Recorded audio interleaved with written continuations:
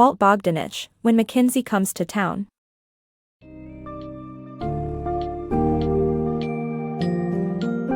In When McKinsey Comes to Town, Walt Bogdanich pulls back the curtain on one of the world's most influential consulting firms, McKinsey & Company. This book delves into the company's pervasive reach, from advising Fortune 500 companies and U.S. presidential administrations to becoming embroiled in controversial public health crises. Bogdanich exposes McKinsey's modus operandi, revealing how it prioritizes cost-cutting and profitability, often to the detriment of employees and societal well-being. Readers will uncover the extent of McKinsey's involvement in shaping corporate and governmental policies, all the while maintaining an image of ethical leadership.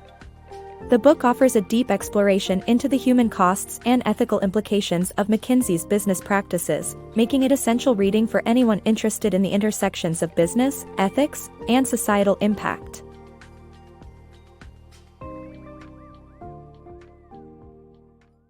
Behind the consulting curtain. You've likely heard the name McKinsey associated with major corporations like Microsoft, Ford, and General Electric. This consulting giant operates in 65 countries and has advised on everything from pharmaceuticals to U.S. presidential administrations. Reaching into the corridors of power, McKinsey collaborates with top leaders from business, politics, and the military, building a net worth of around $31.5 billion. But what truly happens when McKinsey steps in? Officially, McKinsey aims to devise innovative strategies, enhancing competitiveness and promising economic benefits. However, the reality often involves a far simpler and harsher strategy, cutting costs through layoffs and reducing safety measures. This approach not only devastates workers but sometimes leaves even major corporate clients worse off. Take, for instance, U.S. Steel Corporation. Once a dominant player in the steel industry, they sought McKinsey's expertise during a downturn. Despite initial stock gains following worker layoffs, the firm soon faced a devastating $75 million loss. McKinsey's severe cost-cutting included critical staff and maintenance reductions, leading to fatal accidents within the company. As affected employees rallied, condemning McKinsey, the incident barely resulted in consequences. It was U.S. Steel that paid minimal reparations. A similar scenario unfolded at Disneyland, where aggressive maintenance cuts advocated by McKinsey put profits before safety, leading to tragic fatalities. Yet again, McKinsey distanced itself from blame. This troubling pattern exposes a darker side to the consulting behemoth, revealing how behind its esteemed facade lies a focus on profit margins over people. For McKinsey, it may be just business, but for many, it brings devastation and despair. Profits over principles. Meet the enigmatic world of McKinsey, where the allure of prestige and wealth attracts top graduates from elite institutions like Harvard and Stanford. Each year, a staggering 200,000 hopefuls vie for just a handful of coveted spots. These bright minds are lured not only by the promise of solving complex challenges but also by the noble aspiration of making a positive impact. However, the reality behind McKinsey's glossy facade is often unveiled too late. New consultants find themselves disillusioned as they uncover the firm's shadowy dealings with corrupt regimes and unethical corporations. Consider McKinsey's controversial involvement in the opioid crisis, a scandal that cost the firm $600 million in settlements. This incident is just one of many that betray the firm's purported values. From its early days, McKinsey cemented an ethos of prioritizing profits over people. Take the 1950s, when the firm advised GM on executive pay and proposed cost-cutting measures that favored top executives over workers. This mindset of cutting costs to boost stock prices became a hallmark of McKinsey's strategy by the 1980s, where layoffs and offshoring were cast as necessary evils for consumer benefit, despite devastating workers and unions. As wealth inequality soared, McKinsey unabashedly recommended escalated CEO compensation, dramatically widening the gap between the elite and the average worker. By 2020, CEO pay ratios skyrocketed, leaving McKinsey's consultants wrestling with the stark contrast between the firm's grandiose ideals and ruthless practices. Although theoretically equipped to decline unethical projects, consultants rarely dare, as opposing major clients often imperils their careers. Amid these moral quandaries, McKinsey's unwavering commitment to corporate profits remains unshaken. McKinsey's public influence. McKinsey & Company extends its consulting prowess beyond corporate boardrooms into the corridors of the U.S. government, handling crucial areas like healthcare and immigration. Despite its well-polished public image, McKinsey applies its profit-driven approach even when dealing with government projects. Notably, the firm played a significant role in shaping Medicaid but often secured these contracts through insider connections. In Illinois, for instance, what initially appeared as altruistic consulting later turned into lucrative deals worth $75 million, while local hospitals remained severely underfunded. This pattern of operation echoes in other states like Arkansas and Missouri. Furthermore, McKinsey earned more than $1 billion in federal contracts, often bypassing competitive bidding. A telling example of conflict arose with their simultaneous work for the FDA and the pharmaceutical companies regulated by it, leveraging former FDA officials to push drug approvals faster. Their involvement with U.S. Immigration and Customs Enforcement, ICE, during the Trump administration highlighted their controversial role in advocating stringent deportation policies and austerity measures, threatening humanitarian standards. Despite internal unrest from within its ranks, McKinsey's leadership defended such actions as apolitical problem-solving, demonstrating a vast gap between their public facade and the ethically questionable nature of their governmental involvements. Betraying public trust. For decades, McKinsey has played a troubling role in aiding industries that pose serious public health risks. Starting in the 1950s, McKinsey worked with Philip Morris, offering detailed guidance to bolster profits despite knowing the fatal risks of smoking confirmed by the 1964 Surgeon General report. As public dissatisfaction grew towards tobacco companies, McKinsey persisted by assisting other major tobacco players like R.J. Reynolds and Revered. It crafted marketing strategies targeting teens and minorities, and was involved in Project Cerberus, a clandestine initiative by tobacco giants to obstruct global anti-smoking efforts. In the era of e-cigarettes, McKinsey pivoted by consulting for Juul, leveraging its influence to navigate regulatory challenges with the FDA. However, the scope of its controversial partnerships expanded further in the early 2000s when McKinsey started advising Purdue Pharma, creators of OxyContin, amidst the escalating opioid addiction crisis.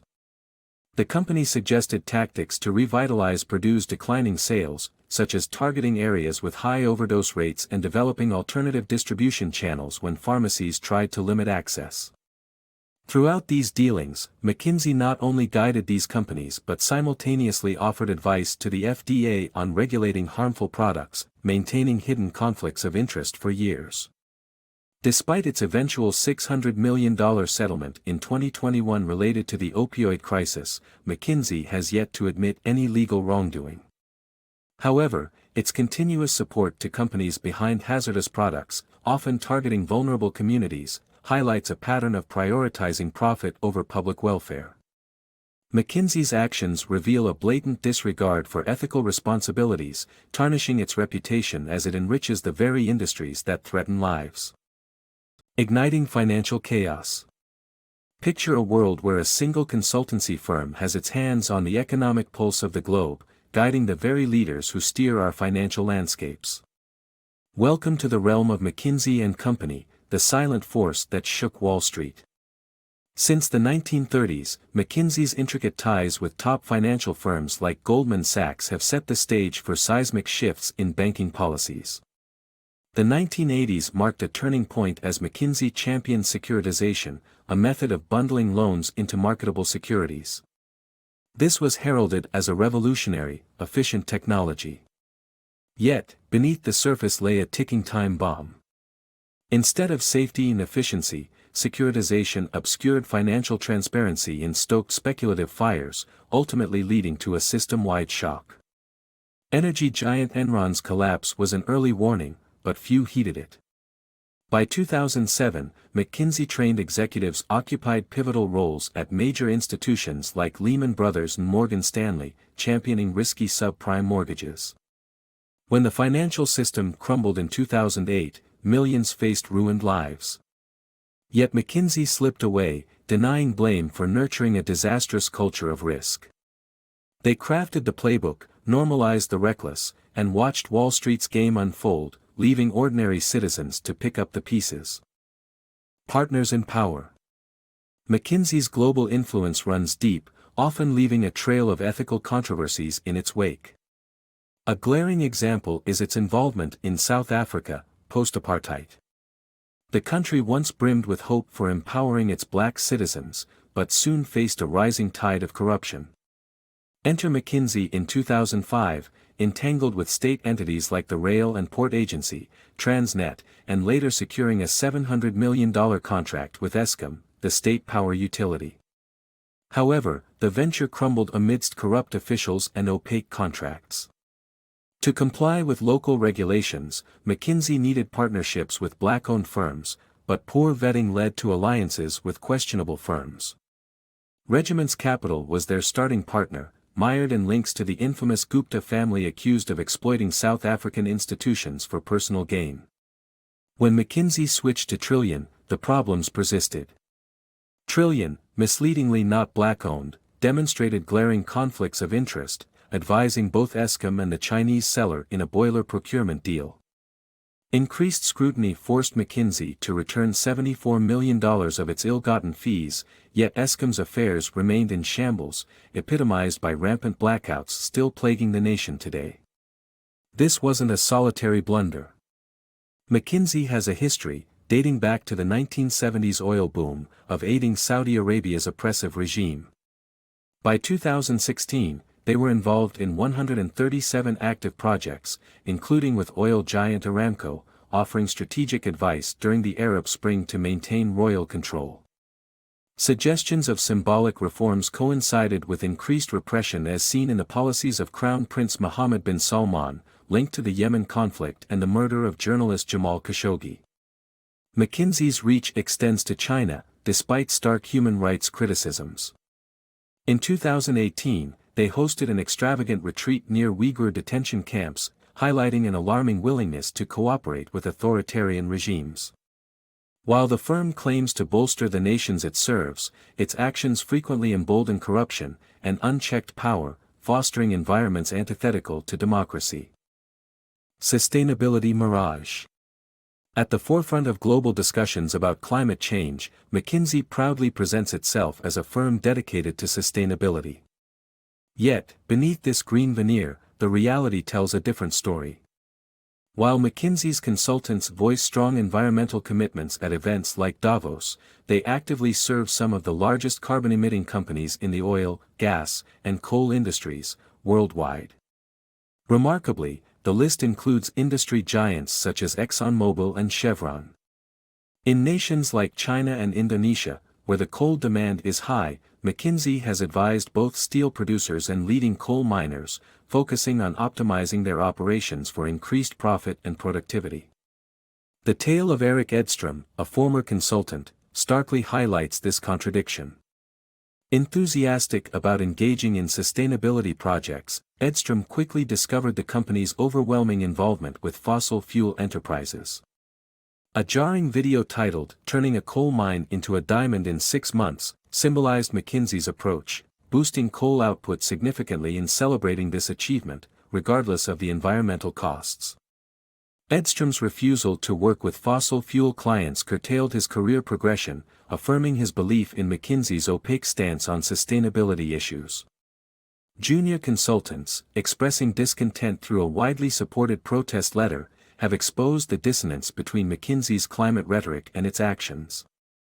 Leadership's justification hinges on the notion that the transition to greener practices necessitates involvement with current polluters. This allows the firm to appear progressive while still capitalizing on lucrative advisory roles in the fossil fuel sector, maintaining a steady influx of environmentally conscious recruits without shifting its business model. As of 2020, McKinsey lacks substantial engagements with green energy clients, accruing vast fees from the same sectors it publicly reprimands. Without genuine transparency, its anonymous influence continues unchecked, disregarding the profound human consequences at stake.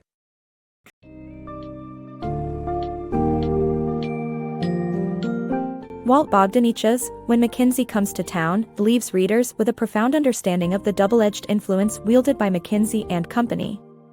The book's revelations take readers beyond McKinsey's glossy exterior, showcasing the tangible human and environmental costs resulting from its cost-focused strategies.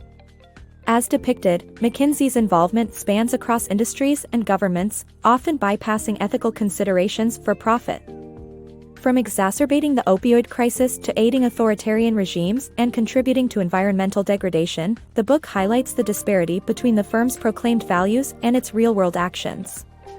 Ultimately, this book serves as a crucial reminder of the importance of transparency and accountability in corporate conduct, urging a re-evaluation of business practices that disregard broader social responsibilities in the relentless pursuit of profit.